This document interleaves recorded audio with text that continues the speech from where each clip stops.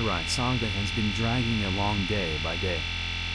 We've been reporting on every development, but frankly, it's time to put things in black and white and bring it to a close. My latest update: Galatasaray had another direct contact with Napoli late yesterday morning. They indicated that they're preparing to present a letter of credit rather than a standard back guarantee in the coming hours, possibly even today. It's clear that this isn't a simple task. It's a complex operation that takes time. But Galatasaray reiterated that they're in direct contact with banks to try to reach an agreement. Napoli wants a figure as close as possible to €50 million, plus an additional €25 million add-ons to be paid by no later than 2026. The club might settle for a lower fixed fee, but only if the deal is wrapped up within a year. They'll remain firm on this point. Small installments and guaranteed payments. Galatasaray are still working, knowing that Osimhen is waiting. Napoli's dream was Darwin Núñez, an international-level striker who could help the club take the next step. The player was entirely on board. He waited for nearly 70 days for Napoli, having placed them at the top of his list. Napoli had also long considered him the first choice. There would have been no issue covering his salary exceeding €5 million plus bonuses per season. Negotiations continued just a couple of days ago. As early as last weekend, Napoli, who had always considered Lorenzo Luca as their plan B, began seriously evaluating the Udinese striker.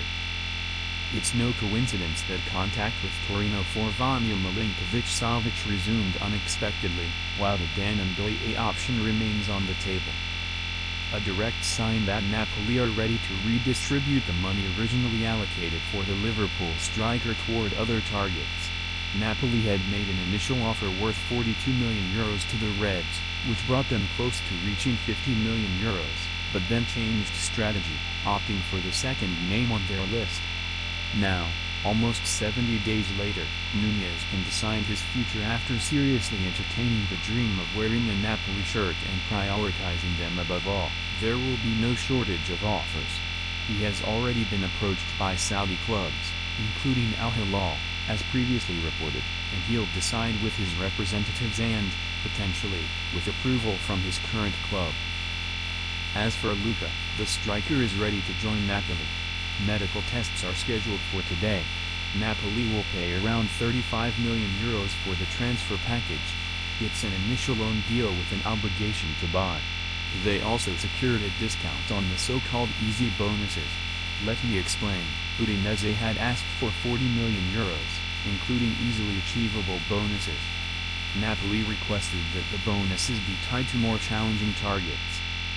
And if they end up paying them, they'd gladly do so, as it'd mean they've achieved important targets over the season.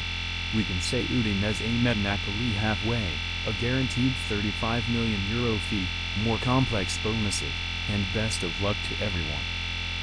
Dusan Vlahovic, Jadon Sancho and more. Juventus transfer updates: Jadon Sancho in action for Chelsea against Brighton. Photo by Richard Heathcote/Getty Images. Juventus striker Dusan Vlahovic is still waiting to know his future, and possibly, he doesn't even know it himself today. We're in a deadlock, but let's be clear. It would be unfair to judge him by last season's performances. He lacked the coach's trust, spent a lot of time on the bench, and, from January onwards, he became a bench warmer. When you are no longer the first choice, confidence drops, so does your performance. There's little doubt that he's a talented striker. Anyone who says otherwise is biased. What's needed now is some honest self-reflection to find a solution and prevent next season from becoming a painful repeat, for everyone, and especially for Vlahovic. The Serbian can't afford another 10 months on the sidelines, and Juventus would be burdened by an expensive player they no longer consider essential.